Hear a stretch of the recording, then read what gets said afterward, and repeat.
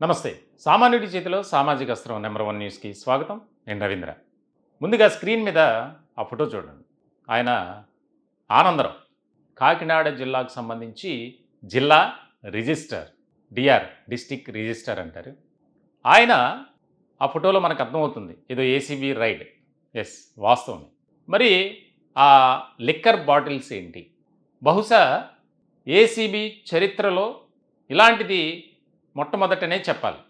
సాధారణంగా ACB ride చేసినటువంటి సందర్భంలో ఏకకాలంలో అతను నివాసంలో గాని, ఎవరైతే ఏసీబీకి చిక్కినటువంటి అధికారి ఉంటారో ఉద్యోగి, వారి బంధువుల ఇళ్లల్లోనూ, వారికి సంబంధించినటువంటి నివాసాల్లో సోదాలు చేస్తారు. అది వేరే విషయం. ఇక్కడ ఈయన కార్యాలయంలో డబ్బులు దొరకడమే కాదు, కారులో, నివాసంలో భారీ ఎత్తున బంగారం, నగదు, మద్యం సీసాలు. అంటే ఒక బాధ్యత కలిగినటువంటి ఉద్యోగి ఏ విధమైనటువంటి వైఖరితో పని చేయాలి, అది కూడా చాలా కీలకమైనటువంటి డిపార్ట్మెంట్. డిస్ట్రిక్ట్ రిజిస్ట్రార్ అంటే ఆయనకి ఎంతో బిజీ షెడ్యూల్ ఉంటుంది. సామాన్యులకి ఒక రకమైనటువంటి సేవ చేయాల్సినటువంటి దృక్పథంతో పనిచేయాలి. కానీ ఈయన ఒక సంతకం కోసం ₹1,00,000 డిమాండ్ చేశాడు. ఇంత దారుణం చూడండి. అంతేకాదు, ఎవరు ఏ పని చేయించుకోవాలన్నా డబ్బులతో పాటు కాస్ట్లీ లిక్కర్ ఇవ్వాలి ఈ ఆనందరావు గారికి. ఇంక చూడండి, ఈయన అవినీతి అక్రమాలకు సంబంధించి ఒక్కొక్కటిగా బయటకు వస్తున్నాయి. ఆయన ఎక్కడ పనిచేసినా, ఎటువంటి వారితో ఉన్నా ఖచ్చితంగా ఒక సంతకానికి మినిమం ₹1,00,000, 5,000 10,000 కాదు. అంటే ఈయన గారి లెవెల్ అలా ఉంది. ఇప్పుడు దీని మీద కూటమి ఫోకస్ పెట్టింది. ప్రధానంగా దీనికి సంబంధించి వివరాలు తెప్పించుకున్నారంట డిప్యూటీ సీఎం పవన్ కళ్యాణ్. ఎందుకనంటే ఉమ్మడి తూర్పుగోదావరి జిల్లా కాబట్టి ఏ రకమైనటువంటి పరిస్థితుల్లో ఉన్నారు, ఒక సంతకం కోసం ఎన్నో రోజులుగా వేధిస్తూ సంతకం పెట్టకుండా, సరే 5,000 ఇస్తా 10,000 ఇస్తా అని చెప్పినా సరే 50,000 వరకు ఆ వ్యక్తి వెళ్ళారట.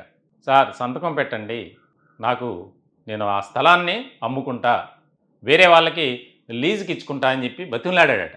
ఈ ఆనందరావు గారు మరి ఆయనకి 10,000తో 20,000తో సరిపోదు.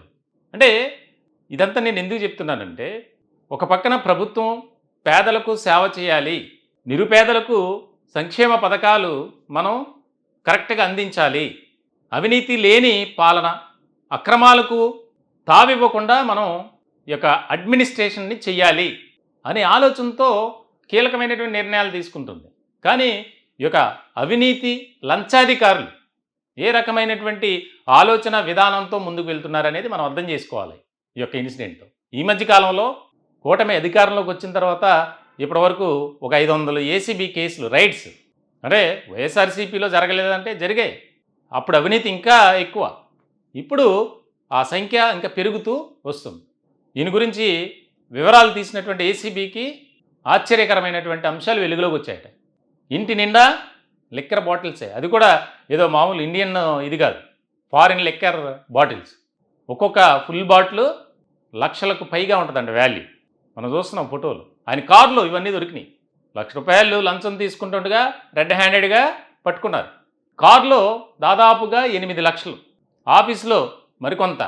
అంటే అతను విధానం చూడండి, ఏ రకమైనటువంటి లంచాధికారిగా మారిపోయారు. గతంలో కూడా అవినీతి ఆరోపణలట ఎన్నో. ఈయన ఒక అసిస్టెంట్ని పెట్టుకుంటాడు వసూళ్ళకి, వారు కింగ్ మేకర్గా తయారవుతాడు అవతల వ్యక్తి. ఎవరు వచ్చినా సరే మరి సార్తో మాట్లాడతాను, నేను డీల్ చేస్తా అని సందట్లో సడేమియా అన్నట్లు ఈయనకి వాటా, ఆయనకు వాటా, ఆయనకి తెలియకుండా ఈయన తీసుకోవటం. మొత్తానికైతే ఒక రకమైనటువంటి టాక్ వినిపిస్తుంది ఆయన పనిచేసేటువంటి పరిసర ప్రాంతాల్లో. చాలామంది ధైర్యం చేసి బయటికి రాలా. ఏదన్నా మనం చెప్తే రేపొద్దున్న మనల్ని కక్ష పెట్టుకుంటారు, ఎందుకులే పోనైలే అనే ఒక వైఖరితోనే ప్రజలు ఉన్నారట. ఎవరైతే ధైర్యం చేసి ముందుకు వచ్చినటువంటి వ్యక్తి ఉన్నారో అతను దగ్గర నుంచి ₹1,00,000 లంచం తీసుకుంటుండగా రెడ్ హ్యాండెడ్గా పట్టుకున్నారు. ఇప్పుడు ఇంకా అనేక అంశాలు. ఇంటి నిండా గోల్డ్ అట, లిక్కర్ బాటిల్స్, విలువైనటువంటి గిఫ్ట్లు, కార్లు. ఆంధ్రప్రదేశ్లో దాదాపుగా 20 చోట్ల కాస్ట్లీ బిల్డింగ్స్, విల్లాస్, అపార్ట్మెంట్లు, అగ్రికల్చర్ ల్యాండ్, ఇట్లా దాదాపుగా కోట్ల రూపాయలకు ఆస్తులకు, అక్రమాస్తులకు పడగలెత్తినటువంటి ఆనందరావు. అతనిపై ఇంకా అతని బాధితులు ఎవరైనా ఉంటే ముందుకు రావాలని చెప్పి ఏసీబీ చెప్పిందట. దీనికి సంబంధించి ఒక కీలకమైనటువంటి చర్చ జరుగుతుంది.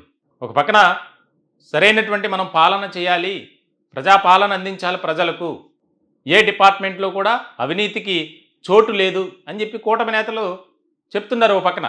కానీ ఈ లంచాధికారుల వ్యవహారంలో కానీ, వైఖరిలో కానీ, ప్రవర్తనలో కానీ మార్పు అనేది రావట్ల. ఇలాంటి వారిని కఠినంగా శిక్షించడమే కాకుండా అసలు శాశ్వతంగా ఉద్యోగం నుంచి తొలగించాలి. ఇలాంటి వల్ల అమాయకులు కొంతమంది మంచిగా పనిచేసేటువంటి వారు కూడా బలైపోతున్నారు. వారు ఎలాంటి తప్పు చేయకపోయినా అవినీతి ఆరోపణల కింద వారు బలవుతున్నారు. మొత్తానికైతే ఆనందరావు వ్యవహారం ఒక్కసారిగా రాష్ట్ర వ్యాప్తంగా ఒక రకమైనటువంటి సంచలనంగా మారింది. ఎందుకంటే డబ్బులతో పాటు ఈ యొక్క లిక్కర్ బాటిల్స్ దొరకడం అనేది. మొత్తానికైతే కూటమి ప్రభుత్వం పెద్దలు, కూటమి నేతలు సీరియస్గా వీరిపై యాక్షన్ తీసుకోవాలి. మరొకరు ఎవరు కూడా ఏ డిపార్ట్మెంట్లో కూడా ఇలా అవినీతి అక్రమాలకు పాల్పడకూడదు అనే దాని మీద ఒక క్లియర్ కట్ ఆదేశాలు ఇవ్వటం కూడా జరుగుతుంది త్వరలోనే.